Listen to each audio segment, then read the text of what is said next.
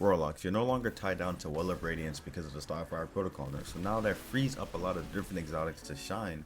And now the exotic of choice we will be using today will be Controverse Holds, and we're going to be on a Void Supernova subclass. Well of Radiance is always a necessity if you're doing group content, but if you're doing solo play, you don't really need a Well of Radiance. And I very highly suggest that you pick up a Void Supernova subclass so you can slay out, stay alive, and do huge amounts of damage and able to actually complete the content with ease. So if you're hopping into a dungeon or even a raid or any kind of activity that doesn't require you to run a Well of Radiance if the other teammates rocking it, then pick up this build so you have the best setup and best kit in the game on a Warlock to survive high level content. We're going to be using all of the seasonal mods, so this build just shines this season, especially when you're on Void. We're going to be able to gain an overshield on a Warlock, which is something we haven't seen before until this season. So we're going to have an overshield that's going to give us a 50% damage reduction. We're going to have unlimited healing regen. On top of that, we're going to have volatile rounds on any Void weapons in this kit. Once you do pick up that seasonal perk, completing content with this shouldn't be your problem. So hop into the new dungeon, hop into any legend or master law sector, and with this build you're actually going to be able to slay out and just demolish anything, because this build gives you that high damage, high sustainability. You're applying a debuff and a buff in this build. So let's jump straight into the build and let's see what we need to make it work. So for this build to work, you're going to be needing to level up your seasonal artifact and pick up 3 key mods that make this build shine. The first mod you want to pick up is Into the Breach. Into the Breach means that when you defeat a void debuff target, it's going to create a void breach. So once you create these void breaches, that actually gives back ability energy every single time you pick it up. And there are mods you can run in your kit to make that void breach do even more things. Once you do defeat a target that is debuffed from any of our void debuffs. The next artifact perk we do want is Protective Breach. So once we do pick up that void breach, it's going to grant us an overshield, and it's going to refresh our existing overshield. So that's how we're able to grant an overshield on our Warlock by ourselves in solo content. The next thing we do have is Supernova. So once you pick up a Void Breach, it causes your next source of void damage to create a weakening pulse. So you no longer need your grenade to weaken targets as soon as you pick up a Void Breach. So that is pretty amazing. We have a lot of different things to run with our Void 3.0 subclass. Everything else will be a regular Controverse Hold build, but those are the 3 artifact perks you need to be rocking in this build to make this build shine. The next things that we do have on this build are the exotics. The only exotic we need to make this build work is Controverse Holds. And Controverse Hold, to read it from the description, you gain the exotic perk Chaotic Exchanger, resist incoming damage while charging your Void Grenade, and charge Void Grenades return grenade on hit. So once you do hit a target with your grenade, you're going to gain an increase of 2000% of grenade recharge rate, and that lasts for 2 seconds. And on larger targets, that duration does refresh, so you're able to spam your grenades consistently with this build. That's the only exotic we are rocking for this build.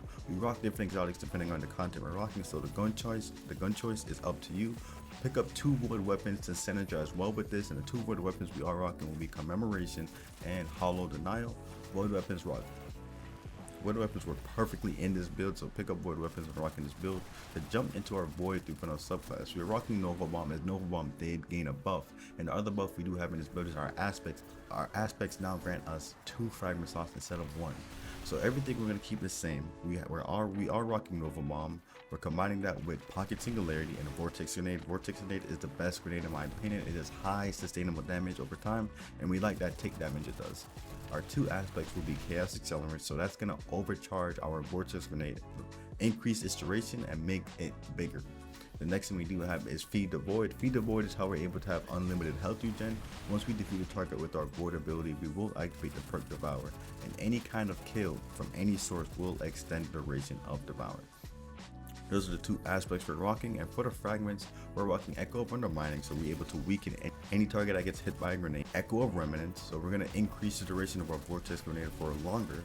The next thing we do have is Echo of Instability. You cannot have a Void build without having volatile rounds, so Echo of Instability is going to grant us those volatile rounds once we defeat those targets with our grenades. And the last perk that you can swap in and out will be Echo Persistence. So our Overshield and our Devourer have increased duration, and since we are getting Overshields from our Void breaches, the duration of your overshield will be for a longer duration, even if you're not spawning it yourself like on the Titan.